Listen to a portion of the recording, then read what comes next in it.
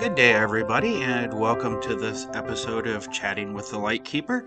I'm Edward, and I hope you're having an amazing day wherever you are on this wonderful third rock from the sun. And as we get started, I'm recording this a few days in advance of it hitting, and where I am in that lovely state known for its Great Lakes and great times, it is actually feeling like summer. It is summer-like temperatures, and I had this amazing idea. I charged the laptop up, headed down to the lighthouse that is close to me, and thought, it's going to be a great day. I can sit by the water, and as I'm recording, you might hear some sound of the waves kind of in the background, and it's my go to peaceful spot because water is a calming thing for me. The one thing that I should have known but didn't think of when I hatched my grand scheme is since it's such a beautiful day and one of the first ones, although we've had three or four in a row now, where it's been like this, is that everybody and their uncle would be down by the water as well because it is so nice. Even a couple of crazy people in the 30 some degree water swimming. So more power to those people that might be kind of human versions of polar bears out there. There isn't any ice, unfortunately, which actually is the norm for this time of year. But winter was actually fairly mild, so there are no ice flows going by. But rather than sit and talk about DS with a zillion people about, and I'm sure it would offend somebody because I am in a very, very conservative part of the world. So rather than talk to a friendly police officer, because I'm sure somebody would have called if they heard the words DS or BDSM, I retreated back home and am recording the podcast there. The other thing I'm doing, just to give you a heads up, I am normally one of those people that prepares, probably over prepares. Um, it's just what I do. It's what I do at work. It's what I do for the weekends. I have lists of to do things, and when I do a podcast, I have notes. I don't like write it out and read it, but I do have notes. If you've ever had a public speaking class, I probably am the poster boy for, how you're supposed to have little note cards and practice in front of the mirror. Well, I don't practice in front of the mirror because I'm just talking into a microphone and not doing these as a video podcast yet. I'm considering changing a little bit of it to a vlog, but anyway, I am running noteless today. So all the ideas that I have for today's episode are just floating in my overthinking mind. And what got my overthinking mind going this morning was I saw a post, and it was a how to post from a blogger that has, oh, I don't know, 30,000 followers or so. And it was a how to post on spanking. And so I was curious what this blogger had to say about spanking. And I just wanted to facepalm.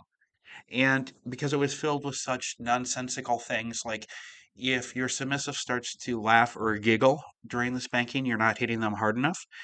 And I just like cringed because it's not just a one off thing. Many, many people out there, dominant, submissive, however, often will react to certain stimuli by laughing or giggling. So the submissive who is laughing or giggling while getting their spanking, it may not be because they're thinking it's funny or it's cute or it's too soft. It's just that's how they respond to their spanking. And, you know, there were just so many like cringeworthy things in this how-to guide of spanking that it got me thinking about, and it was written in such a way that it was almost written to sound like this is the authority on spanking. This is how you do it. This is the way, which led my mind to thinking of an expression called a true way, which in the world of DS is spelled TWUE.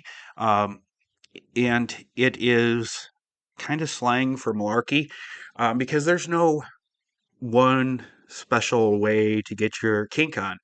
Really, as long as you do it consensually, um, you take safety into account, you understand the risk that it involves, um, then, rock on and get your kink on as long as you're doing it where you consider all those important factors and you've educated yourself on all of those.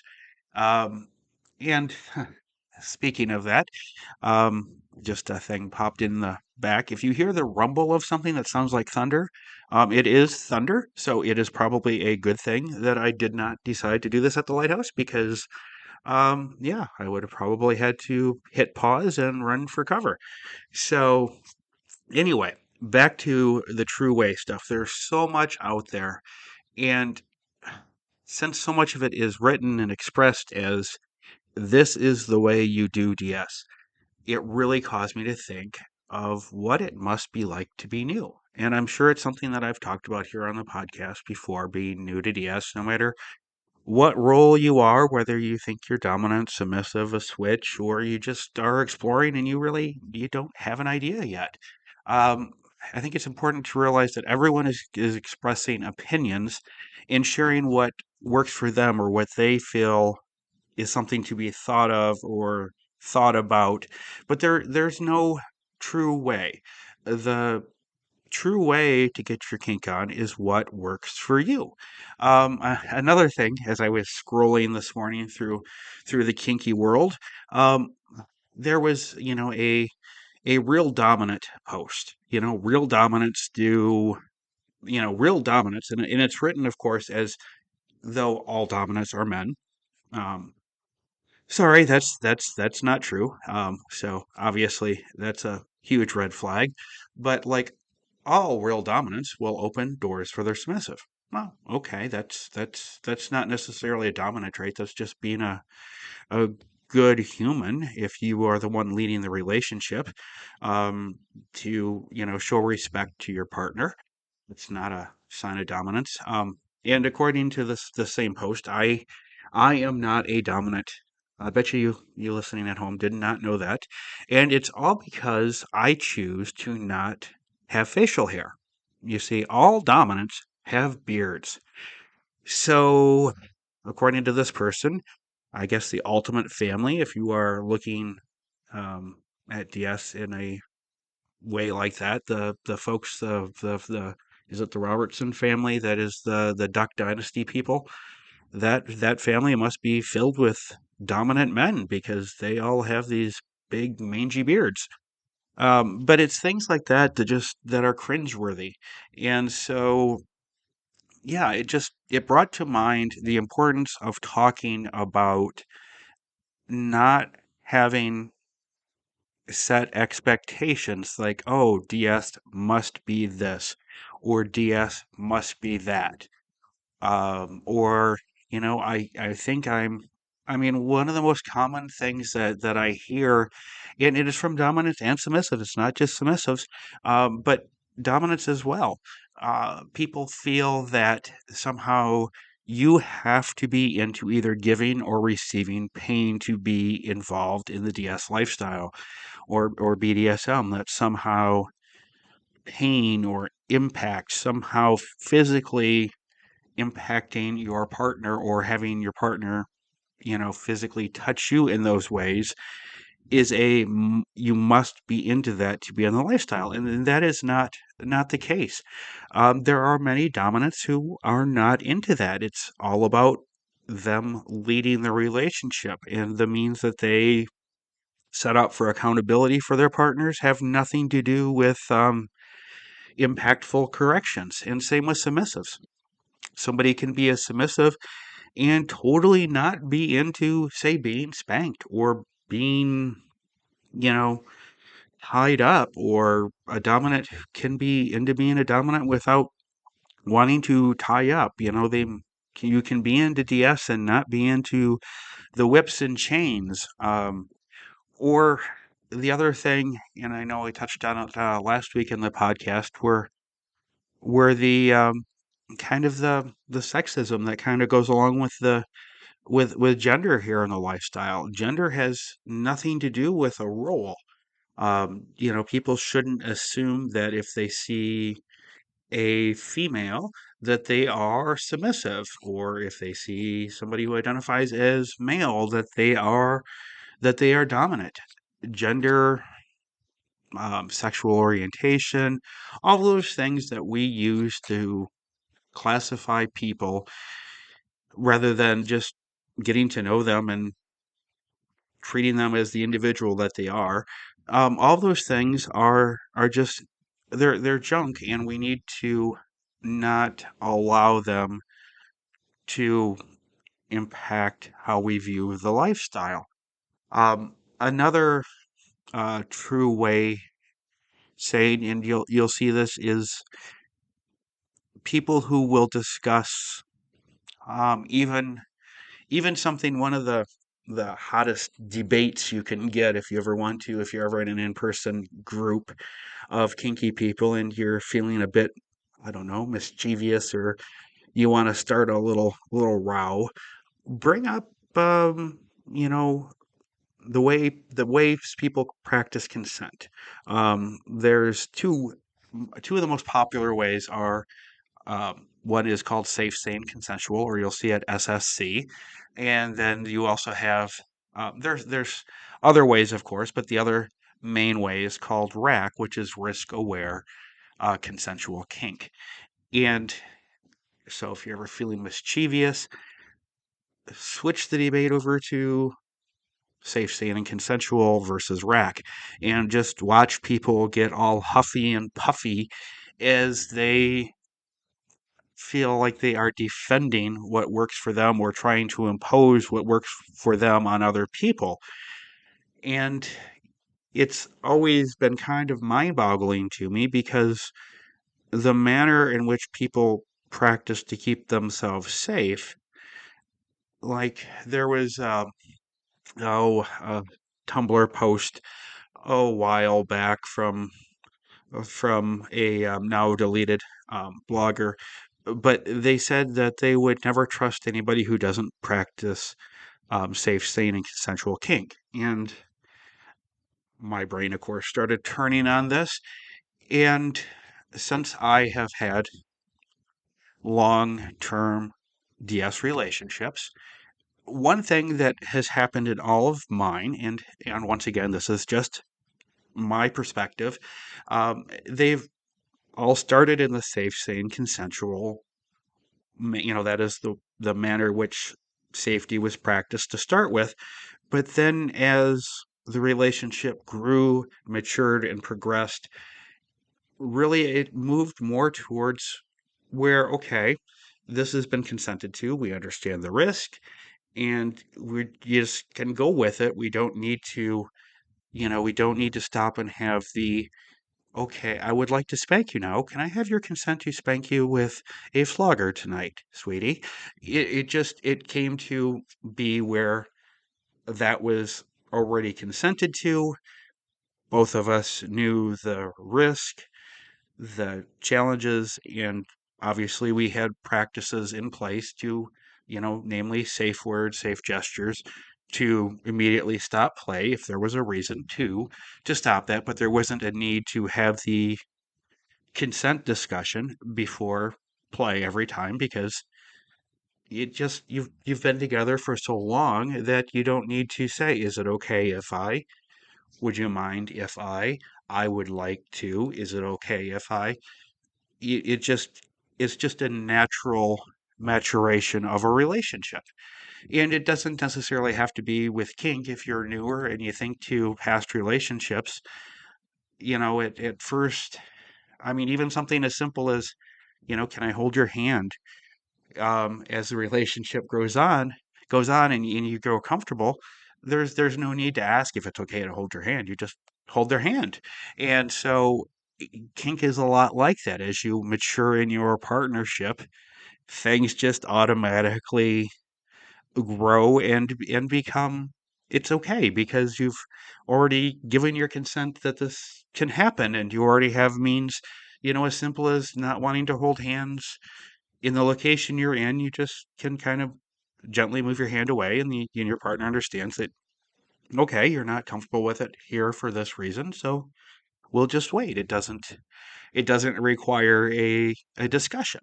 So when you start to see things that talk about true ways, or every relationship must be, the only way a kink relationship has to be, should be, must be, is consensual, safe, meaning you understand the risks, the safety measures, and all of that good stuff that goes into the relationship.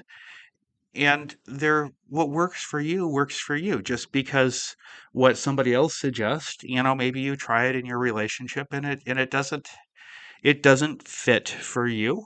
So that's that's fine. Don't feel that you have to follow somebody's guide to figure out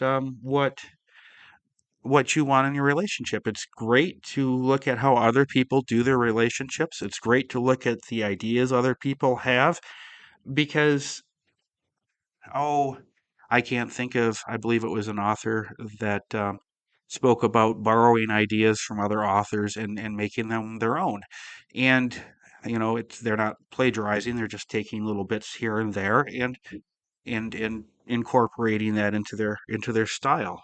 Perhaps it was Hemingway. I truly can't remember, but the lifestyle is very much the same way. You can take a little bit from, oh, I really like how this person is doing things, and I really like how that person is doing things. So they take little bits and pieces from here and there and make the relationship work that way rather than having to follow or invent things. And you can invent things. It's fabulous to come up with your own things, but you know, it's what is it? The saying about weddings: something new, something borrowed, something. Yeah, I've never been married, so I don't have that one committed to memory. Perhaps someday that'll happen for me. It hasn't yet, but perhaps. Always hopeful, but. Um, the lifestyle is a lot like that. You make something new and you take something that's used over there that fits you, but not the rest of that, and you take a little bit over there. So it's really about making the lifestyle yours and your relationship and how it works best for you.